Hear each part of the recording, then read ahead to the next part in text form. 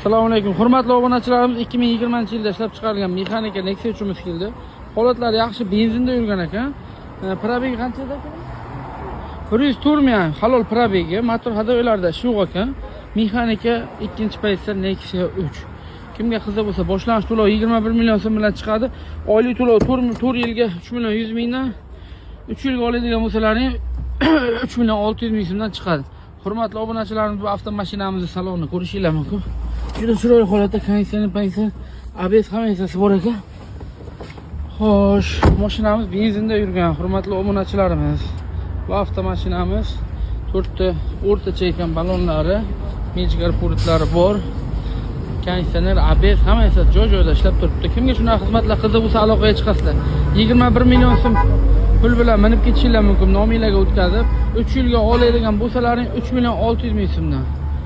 Agarda 4 yilga olsalaring 3 million 100 ming so'mdan. Kimga shunaqa xizmatlar qiziq bo'lsa, aloqaga chiqasizlar. 1 yildan 4 yilgacha bo'lgan muddatga qilib beramiz. Yuqoridagi nomerlarga aloqaga chiqasizlar, egalarining nomerini qo'yamiz.